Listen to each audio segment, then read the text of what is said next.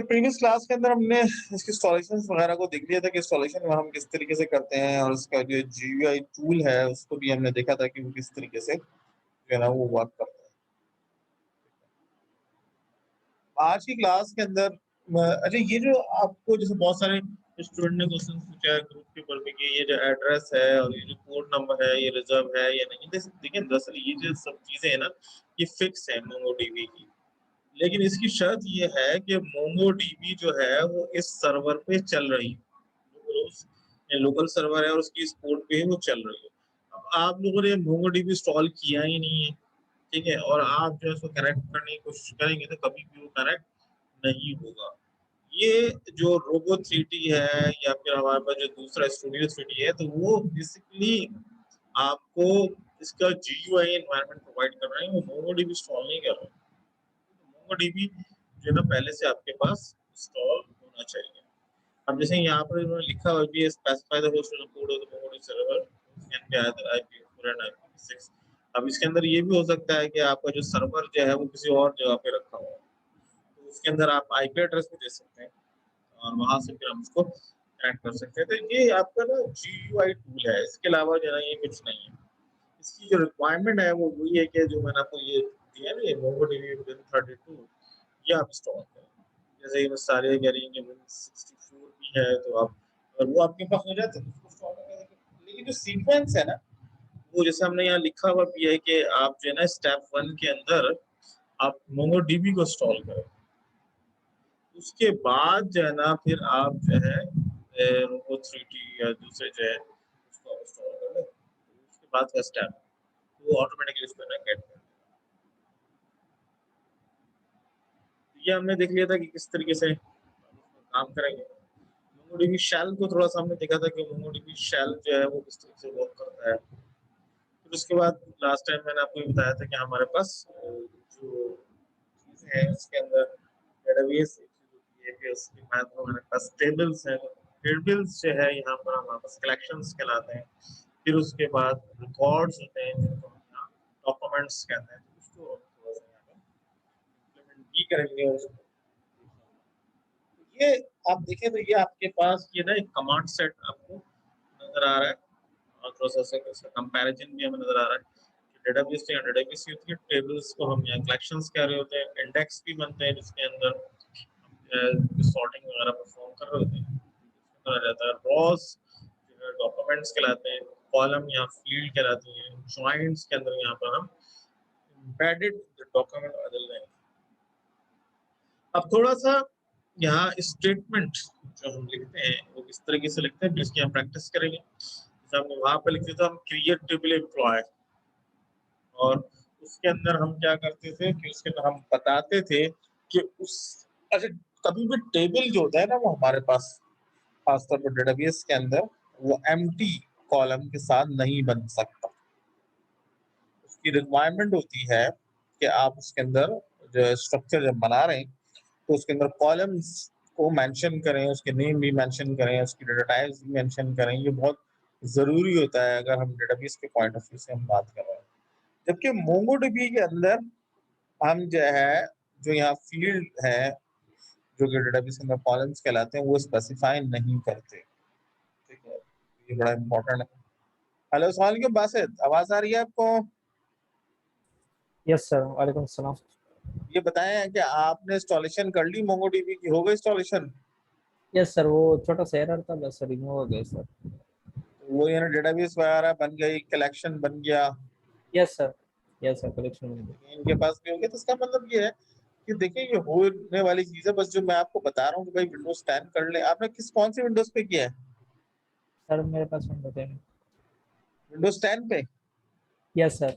हाँ देखिए विंडोज 10 भी कोई मसला नहीं आ रहा, ये तो उन्हीं के ऊपर यस मिलता सर। है। अच्छा हम बात कर रहे थे इसके ना स्ट्रक्चर्स की, तो क्रिएट टेबल का जो स्ट्रक्चर है तो उसके अंदर हमने बताया कि जैसे हम नॉर्मल डेटाबेस जब बनाते हैं तो उसके अंदर हम टेबल बताते हैं, फिर उसके अंदर कॉलम भी बताते हैं, उसके डेटा टाइप्स भी बताते हैं। जबकि हम मोंगोडीबी के अंदर जो टेबल की जगह हम जो है ना कलेक्शन बना रहे होते हैं तो उसके अंदर जस्ट आपको कलेक्शन का नेम या फिर जिसको हम टेबल का नेम कहते हैं वो स्पेसिफाई करते हैं। अच्छा फिर उसके बाद जब हम उसके अंदर जाते हैं क्या कहते हैं नॉर्मल डेटाबेस के पॉइंट ऑफ व्यू से अगर हम बात करें तो वहाँ जो स्टेटमेंट है वो हम ये लिखते हैं इंसर्ट इनटू टेबल, ठीक है। वैल्यूज के अंदर, अच्छा क्योंकि स्ट्रक्चर तो पहले से बना हुआ होता है, अब हमारा कॉन्सेप्ट ये होता है कि भाई इसके अंदर जो वैल्यूज है, जैसे पहली वैल्यू है तो ये जाएगी उसके ऊपर, नेम के ऊपर जाएगी। दूसरी वैल्यू जो दूसरा कॉलम है उसके अंदर चले जाएगी, उसकी एज की वैल्यू उसमें चला जाएगी। जबकि आप जब मोंगोडीबी के अंदर काम करेंगे, क्योंकि ये आपको स्कीमा लेस एनवायरनमेंट है, यानी आप इसके अंदर स्ट्रक्चर जो है वो डिफाइन नहीं करते किसी भी कलेक्शन का, क्योंकि वो वेरी कर सकता है, उसको कुछ भी सेव हो सकता है। तो हर स्टेटमेंट का स्ट्रक्चर आप बताता हूँ। जैसे यहाँ पर हम लिख रहे हैं db.employ, जैसे db या रिजर्व वर्ड है वो ऐसे ही रहेगा, डेटाबेस के लिए यूज होता है। डॉट नोटेशन यूज करते हैं यहाँ पर, एम्प्लॉयज ये आपके पास टेबल नेम या कलेक्शन नेम हो गया। डॉट इंसर्ट यानी स्टेटमेंट लगेंगे। अब उसके बाद यहाँ पर जो पहला जो चीज आपको नजर आ रही है, यानी स्मॉल ब्रैकेट आएगा, कर्ली ब्रैकेट आएगा, ये स्टेटमेंट ऐसे ही लिखेंगे। पहली जो चीज है ये नेम का एक कॉलम बनेगा, खुद ब खुद बन जाएगा, पहले से नहीं होगा। पहले ये एम्प्टी होगा, कलेक्शन जैसे हमने बनाया था ना लास्ट टाइम, वो एम्प्टी बना था, उसमें कोई कॉलम नहीं था।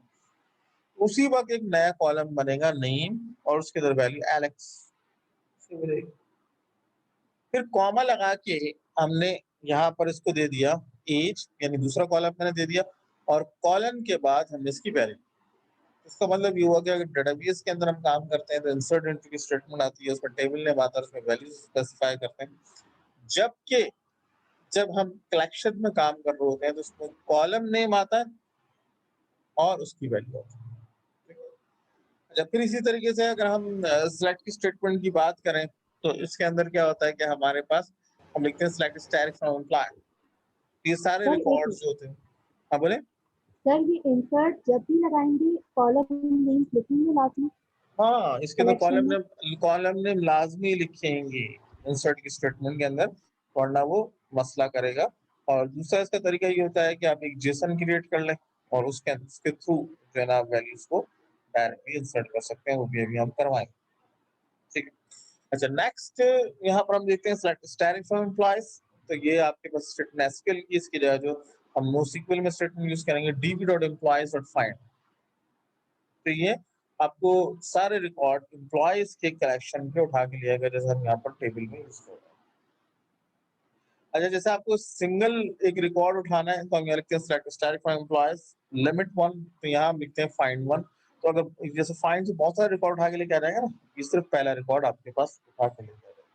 अब इसी तरीके से यहाँ पर लिखते हैं सिलेक्ट डिस्टिंक्ट, यानी अगर नेम बहुत सारे हैं मेरे पास तो उसके अंदर से वैल्यूज को मुझे उठाना है, तो ये क्या करेगा select distinct name from employees.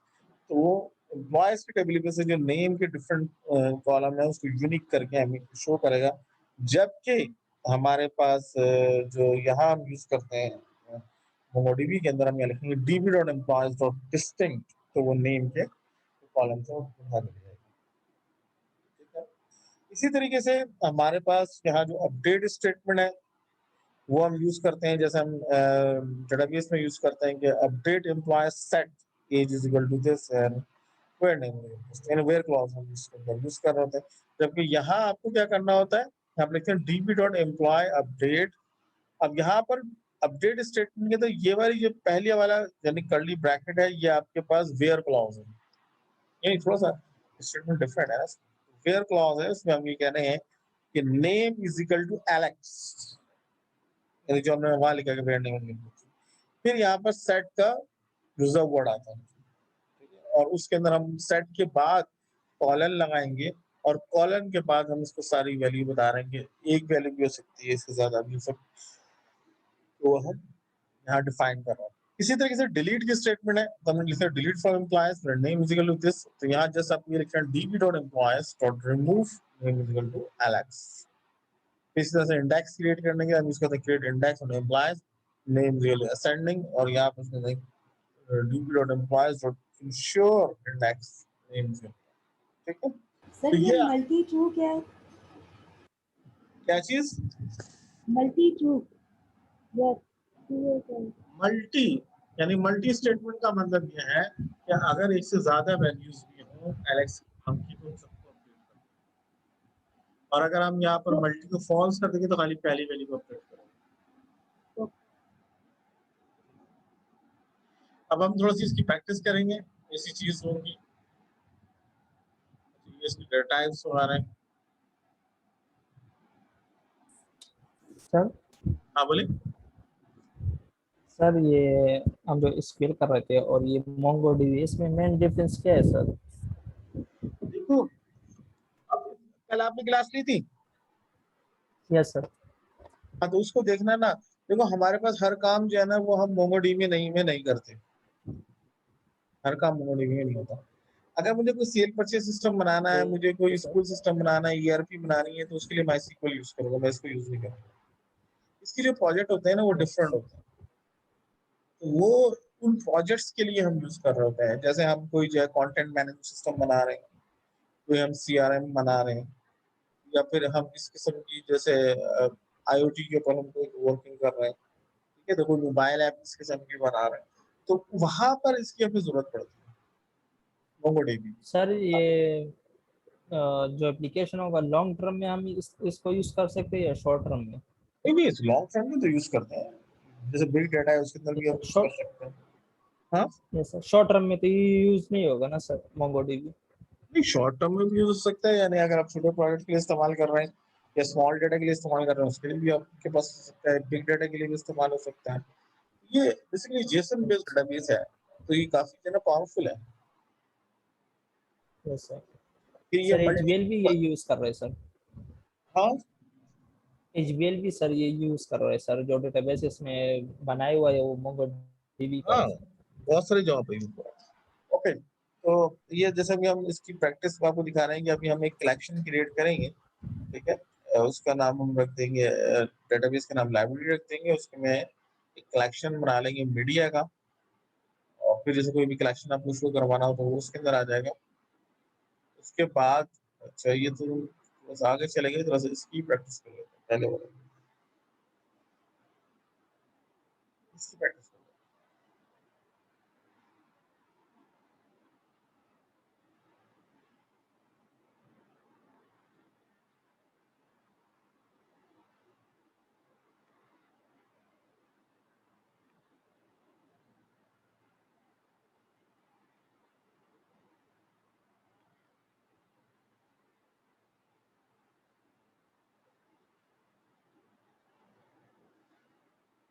अब देखें, मैं चाहे नीचे वाले कनेक्शन से जाऊं या जो मेरा पहला कनेक्शन है मैं उससे जाऊं, इन दोनों पे मुझे सेम डेटाबेसेस नजर आ रहे हैं। रीजन इसका ये है कि ये जो कोई डेटाबेस थोड़ी है, एक ही डेटाबेस यूज कर रहा है ना बैकएंड के पास, इसका मेन रीजन जो है ना हमें वो ये है।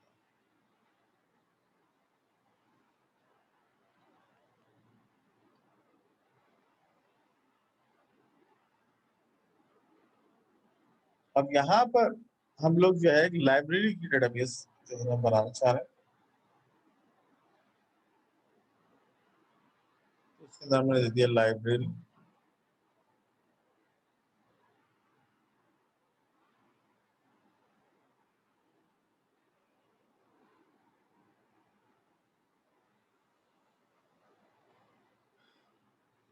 लाइब्रेरी के अंदर हम एक कलेक्शन बना रहे हैं।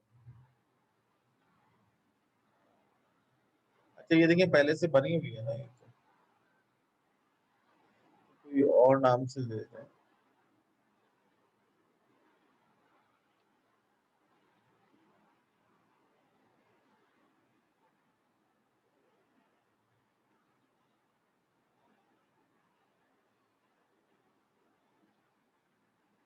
लाइब्रेरी की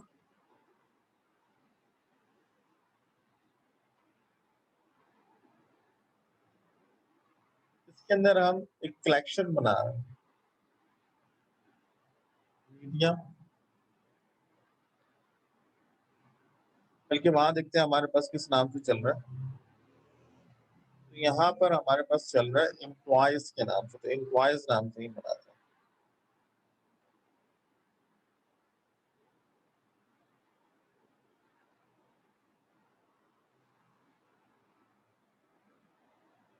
तो ये एम्प्लॉयज का एक कलेक्शन हो गया। अच्छा, ये जो अभी हमने बनाया है ये कलेक्शन मैंने बनाया है उससे GUI इंटरफेस। अगर हम इसको शेल इंटरफेस से बनाना चाहें तो ओपन शेल करेंगे। यहाँ जो स्टेटमेंट है db.create collection और यहाँ पर मैं उसको नाम देता हूँ एम्प्लॉय db.create collections emp और इसको यहाँ से आप एग्जीक्यूट करेंगे तो ये अच्छा, इसको ये रिजर्व वर्ड थोड़ी है, इसको कोटेशन में लिखा है।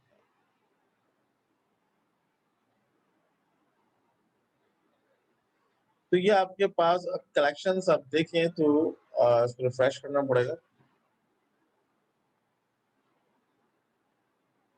ये दो कलेक्शंस है, एक ये एम्प्टी का हो गया और दूसरा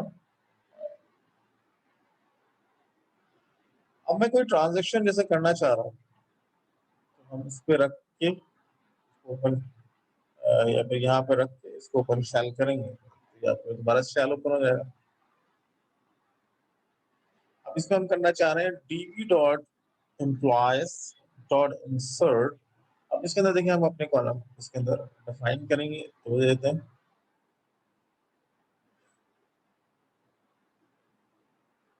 db.employees.insert। देखिए यहाँ मैंने स्मॉल ब्रैकेट को यूज किया है ना, अब इसके अंदर हम यूज करेंगे कर्ली ब्रैकेट और कर्ली ब्रैकेट के अंदर ये सारी चीजें हम डिफाइन करेंगे। जैसे हमने इसको फर्स्ट ऑफ ऑल जो डिफाइन करना है वो नेम करना है और नेम एज अ कॉलम क्योंकि होगा तो आप उसको ऐसे ही लिखेंगे। अब इसके बाद जो ना ये इसकी वैल्यू है, जैसे मैंने ये रख दिया 62,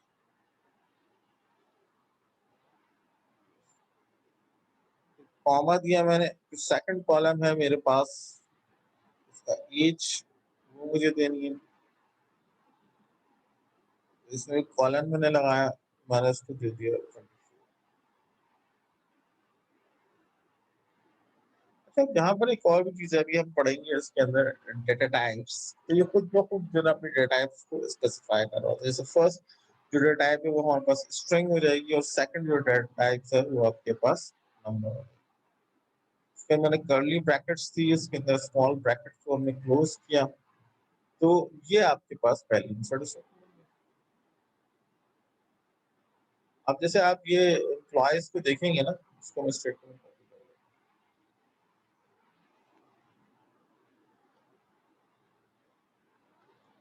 ये आपको यहाँ पर एक रिकॉर्ड नजर आ रहा है। अच्छा, इसको देखिए जो पहला कॉलम था उसको आईडीज ने खुद असाइन कर दिया, ऑब्जेक्ट आईडी है, इसको भी हम आगे चल के पढ़ेंगे। अब उसके तीन इंटरफेसेस हैं, एक का इंटरफेस आपको ये नजर आ रहा है, दूसरा जो इंटरफेस है इसका ये कॉलम वाइज नजर आ रहा है, तीसरा इंटरफेस जो है ना वो आपको जेसन फॉर्मेट के अंदर नजर आ रहा है जो कि हम जो है ना क्रॉस प्लेटफॉर्म्स के लिए। ठीक है जी, यहाँ तक क्लियर है? Yes sir. नेक्स्ट जैसे मुझे कोई और यस सर। रिकॉर्ड इंसर्ट करना है तो मैंने कहा यार इसके अंदर ना पहले वाले में तो मैंने दो कॉलम दे दिए, तो तीसरे वाले में मुझे याद आया कि इसको तो एड्रेस भी था, मैंने एक एड्रेस का कॉलम भी दे दिया इसको।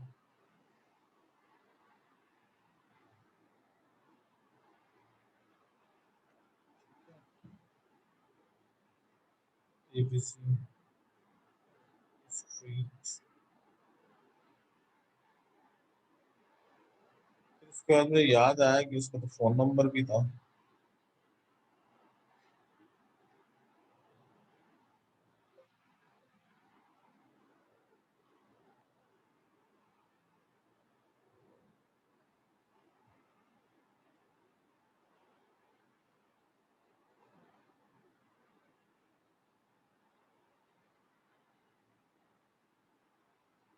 ठीक, दूसरा रिकॉर्ड इंसर्ट हो जाएगा इससे। अब मैं जाके देखता हूँ एम्प्लॉय को, ये आपको 2 रिकॉर्ड नज़र आ रहे हैं। पहले वाले में क्योंकि डॉक्यूमेंट ओरिएंटेड है ना, पहले वाले का जो ये डॉक्यूमेंट है, इसको उसने आईडी असाइन की थी, इसमें खाली आपको 2 कॉलम नज़र आ रहे हैं। दूसरे वाले में आपको 4 कॉलम नज़र आ रहे हैं। फिर इसी तरीके से मैं अच्छा ये इसकी डेटा टाइप सबको नज़र आ रही है।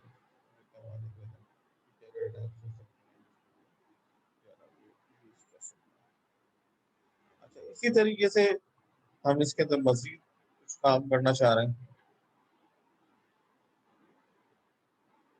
मैंने कहा मुझे सिटी इंसर्ट करनी है।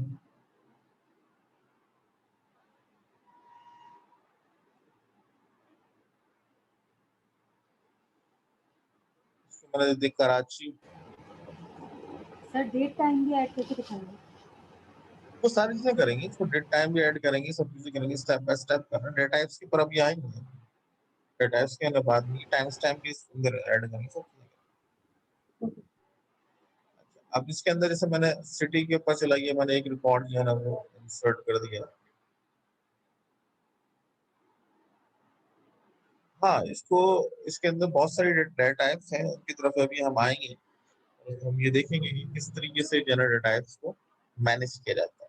यानी एक तो ये है ना इम्प्लिसिटली हम इसको मेंशन कर रहे हैं, एक एक्सप्लिसिटली भी हम इसको मेंशन कर सकते हैं, कि इसकी क्या डेटा टाइप है। डेटा टाइप वाला टॉपिक मैंने कवर नहीं किया। अभी तो फिलहाल हम 2 डेटा टाइप लेके चल रहे हैं, नंबर और स्ट्रिंग।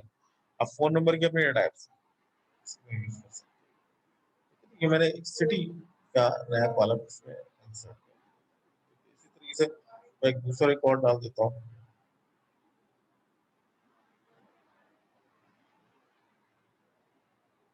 ये भी कराची है। फिर उसके बाद मैंने जैसा मैं सर्चिंग की तरफ आऊँगा ना अभी इसके लिए जमाल मैंने डाल दिया। इसको मैंने लाहौर का।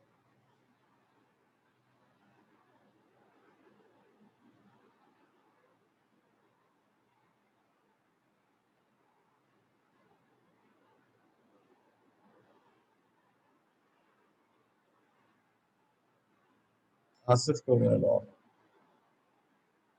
इसमें अगर आप इसके टोटल नंबर ऑफ रिकॉर्ड देखें तो ये बढ़ गए हैं और इसको अगर हम ग्रिड वाइज देखें तो ये इस तरीके से नज़र आ रहा है कि ये कराची की 2 रिकॉर्ड हैं, ये लाहौर की 2 रिकॉर्ड्स हैं और इसके लिहाज से और इसके JSON फॉर्मेट देखें तो वो भी हमें नज़र आ रहा है जो कि हमें क्रॉस प्लेटफॉर्म ठीक है जी। तो फिर उसके बाद जैसे जब हम इसको क्लिक करते हैं तो ये फाइंड की ही वो दिखा रहा होता है कि वो किस तरीके से स्टेटमेंट अप्लाई कर रहा है। और हमने इसके अंदर देखा था फाइंड वन क्या करता है, आपको पहला रिकॉर्ड दिखाता है, फाइंड की जगह जो है ना वो आप फाइंड वन लिखते हैं। ये statement थोड़ी सी different लग रही है। यहाँ पर आप करेंगे स्टेटमेंट ये लिखेंगे db.employees डॉट फाइंड या dot find name. Sir one का ओ शायद कैप्स में होना चाहिए। नहीं नहीं, उससे कुछ फर्क नहीं। ये स्टेटमेंट वो नहीं है जो ये दे रहा है ना, हम इसको अपने लिहाज से करेंगे। तो आपको करना ये किसी से पहले तो शेल खोल लें इसको, शैल यानी db dot employees dot find. ये फाइंड आपको सारे रिकॉर्ड है। अभी हम इस पे भी आएंगे वेयर क्लॉज कैसे लगाएंगे। ये फाइंड आ गया, आप इसी तरीके से आप इसके अंदर डॉट फाइंड वन ये भी आप यूज कर सकते हैं। ये अगर बहुत सारे रिकॉर्ड है तो खाली पहला रिकॉर्ड उठा के लेके आ जाएगा। इसको देखें तो ग्रिड में फाइंड को अगर हम देखें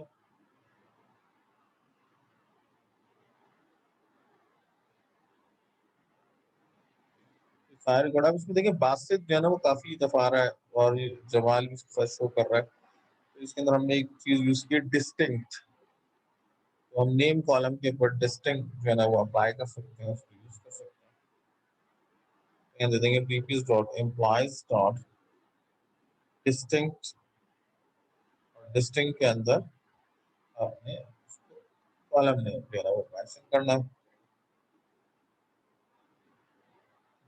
नेम, तो ये आपको इसने जो डिस्टिंक्ट नेम है वो उठा के लेकर आएंगे। जैसे आसिफ हमारे पास एक नेम है, बासित एक नेम है, जमाल एक नेम है, तो ये अलग से फॉर्मेट होगा। ये डिस्टिंक्ट थोड़ा सा उससे डिफरेंट है जो कि हम उसके अंदर यूज करते थे सर्वर में, MySQL में यूज करते थे, उससे थोड़ा सा ये आपको डिफरेंट जो है वो नजर आ रहा है। इसके अलावा जो था वो हमने फाइंड देख लिया, फाइंड 1 हो गया आपके पास।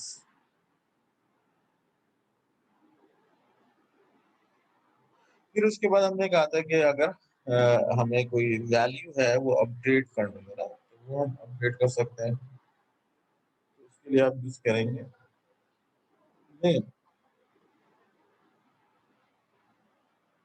सर बोले फाइंड में बताएंगे अगर कोई जैसे स्पेसिफिक नेम से या किसी स्पेसिफिक जैसे कराची के अगर फाइंड करने। बिल्कुल बिल्कुल, क्योंकि बहुत सारी स्टेटमेंट्स हैं, अभी हम इसकी तरफ आनी है, इनको हम क्लॉजेस कहते हैं, तो बिल्कुल आसान आसान जो है ना वो लेके चल रहा हूँ कि वो आपको समझ में आ जाए। ओके स्टेटमेंट्स है उसकी तरफ तो पूरा एक अलग से टॉपिक है ना, हम इसमें वेयर क्लॉज किस तरीके से इस्तेमाल करते हैं, लाइक क्लॉज किस तरीके से होगी, इक्वल कैसे होगा, लेस देन कैसे होगा, ग्रेटर देन कैसे होगा, मल्टीपल कंडीशन जैसे एंड और नॉट है ना वो किस तरीके से अप्लाई करते हैं, तो सारी चीजें डीपली आएंगी, वो हम सर्चिंग प्रोसेस की तरफ जाएंगे ना। db okay sir. dot implies dot update। Update के अंदर आप क्या कर रहे होते हैं कि सबसे पहले यहाँ पर जो क्राइटेरिया है वो आप बताते हैं। जैसे मैंने कहा नेम जो है ना वो मेरे पास बासित हो जाए, तो यहाँ हम कर्ली ब्रैकेट के अंदर समझ देंगे कि नेम बासित। पहला क्राइटेरिया जो था वो हमने ये बता दिया, उसके बाद आप कॉमा लगाएंगे और उसके अंदर सेट की स्टेटमेंट को यूज करेंगे।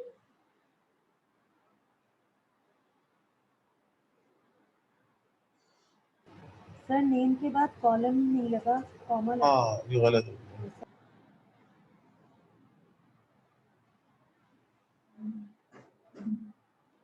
ये बासित, फिर उसके बाद जो है कॉमा लगाएंगे। अब ये जो डॉलर सेट की स्टेटमेंट है ये एक स्टेटमेंट नहीं है, ये ऐसे बहुत सारी स्टेटमेंट हम देखेंगे। डॉलर सेट, उसके बाद डॉलर सेट के अंदर जो है ना ऐसे कॉलन साइन है, फिर उसके बाद जो है ना वो हम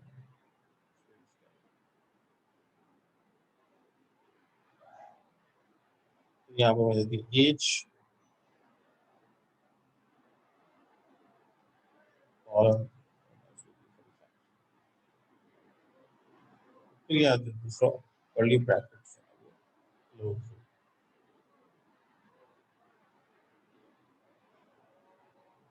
फिर उसके बाद हम कॉमा लगाएंगे और इसको मल्टीपल स्टेटमेंट ट्रू करना है, ये फर्स्ट स्टेटमेंट पे ट्रू करना है, उसके लिए भी हम इसे पे काम करेंगे।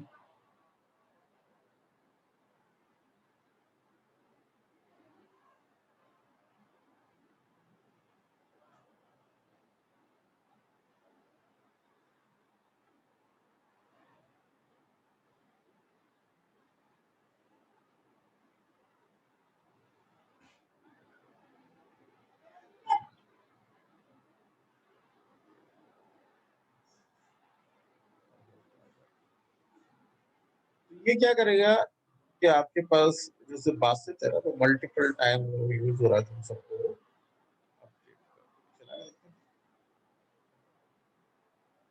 ये दिखा रहा है कि आपके पास 3 रिकॉर्ड इसने कर दिए हैं, ये जो है ना इसमें पड़ता है, यहाँ जाकर मैं इसको चेक करता हूँ तो ये सब ये जो है ना 45 नेम जो है ना वो बासित से। अब अगर हम इसके अंदर जो है ना वो उसको शो करते हैं, उसको फॉल्स करते हैं,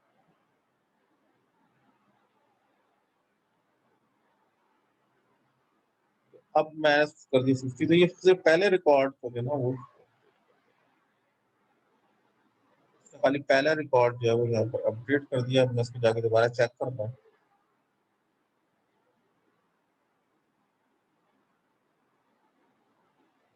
सिर्फ पहला रिकॉर्ड जो था ना 62 का वो अपडेट हो गया, बकिया जो है वो अपनी जगह पर है जिसको हम यूज करें। ठीक है, ठीक है जी। अच्छा, नेक्स्ट स्टेटमेंट थी हमारी आज ही के टॉपिक की, अजान और अजान के बाद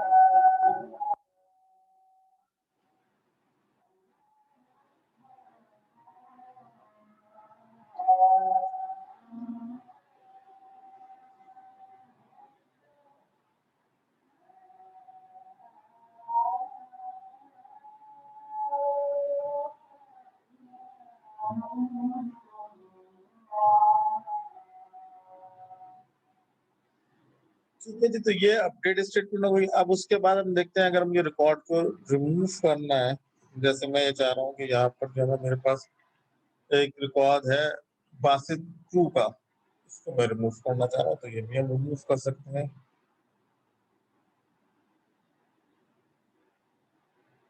अलग से शेल को, ये शेल अलग खोलने का मतलब ये था कि पुराना शेल आपको सेफ रहेगा।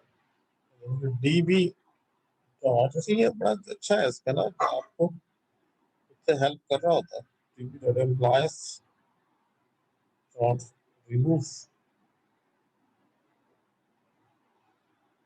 रिमूव के अंदर फिर आप इसको क्राइटेरिया दे सकते हैं, कर्ली ब्रैकेट के साथ ना, नेम और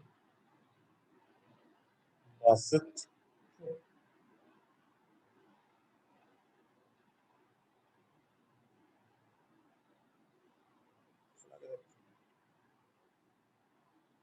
अनएक्सपेक्टेड लाइन ऑफ स्पोकन, ये कोटेशन क्लोज नहीं है, रिकॉर्ड डिलीट हो। ठीक है जी।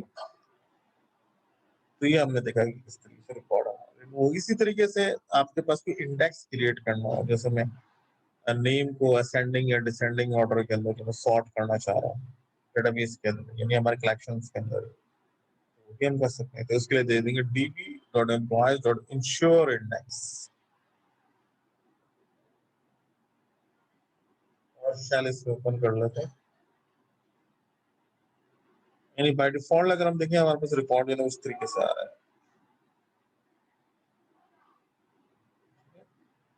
अब इसमें होना ही चाहिए, अगर नेम पे आप मैं सॉर्ट कर रहा है तो ए वाले पहले आना चाहिए, फिर बी वाले आना चाहिए, फिर जे वाले आना चाहिए, तो ये इंडेक्स इस तरीके से बनेगा। तो db dot employees dot ensure index, इसमें वही कर्ली ब्रैकेट आ जाएगी और उसमें देंगे name dollar is equal to 1।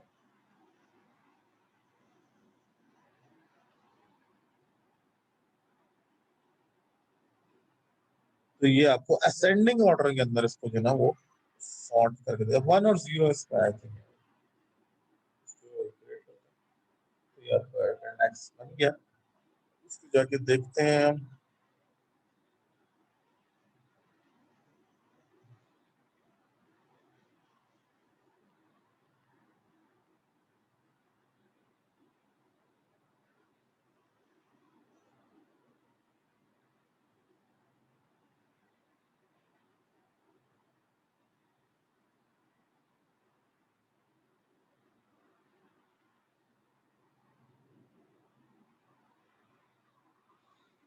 अच्छा, वैसे ही डिस्प्ले में या नहीं होगा,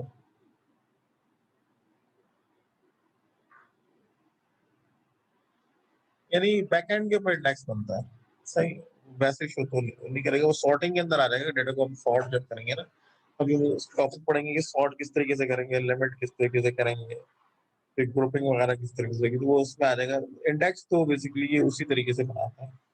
ये आपका जो डेटाबेस का कॉन्सेप्ट है कि बैकएंड में बनता है, ये सर्चिंग वगैरह के अंदर उसको पास कर रहा हूँ।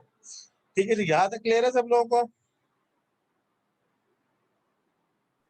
Yes sir. तो अभी फिलहाल फिर हम इसको यहीं तक रखते हैं, ठीक है। तो आप लोगों ने अभी तक जो है ना काफी सारे लोगों ने इसको इंस्टॉल ही नहीं किया है, तो इसको इंस्टॉल वगैरह कर ले नेक्स्ट क्लास से पहले, वरना फिर सब कुछ अधूरा ही रह जाएगा। अगर ये इंस्टॉल नहीं होगा तो फिर हम कैसे आगे चलेंगे। अब फिर अगर आपके पास मोंगोडीबी इंस्टॉल होगा तो मैं इसको node.js पे यूज करूंगा ना, यानी मोंगोडीबी का कनेक्शन अगर आपके पास रोबो 3D से या स्टूडियो 3D से नहीं बन रहा तो node.js से भी नहीं बनेगा, और जब node.js से नहीं बनेगा तो फिर रिएक्ट से भी नहीं बनेगा, कहीं से भी नहीं बनेगा। तो ये पहला स्टेप है, इसको सब लोग जो इंस्टॉल करें और उसको लाजमी मुझे बताएं, वरना फिर मसला होगा। ठीक है जी, तो नेक्स्ट क्लास से पहले सब लोग इसको मुझे बताएं, और जिसको भी मसला आ रहा है ना वो मुझसे अलग से कांटेक्ट कर ले, तो उसको देखेंगे मुझसे वो क्या किया जा सकता है। जैसे मिस सालिया जो है ना वो कह रही है कि उन्होंने विंडोज 7 पे भी कर लिया, तो वो भी अपने एक्सपीरियंसेस को शेयर कर लेंगे। मैंने तो विंडोज 7 पे नहीं किया, मैंने विंडोज 10 पे किया, तो मैं उसी का एक्सपीरियंस है वो शेयर कर रहा हूँ। किसी को जो है ना वो तो एक ग्रुप पे डाल देंगे वीडियो, अगर देखिए अभी तो ये इनको खुद भी सक्सेस नहीं हुई है, अगर इनको सक्सेस हो जाती है विंडोज 7 के ऊपर तो आप लोग भी उसको एक्सपीरियंस को शेयर करें। ठीक है जी, और कोई क्वेश्चन भाई पूछे? ठीक है, फिर आज इसको हम यहीं तक रखते हैं, इंशाल्लाह फिर नेक्स्ट टाइम फर्दर कंटिन्यू करेंगे। और वो थोड़ी देर में वीडियो जो है ना वो अपलोड कर दूंगा, तो उसको आप लोग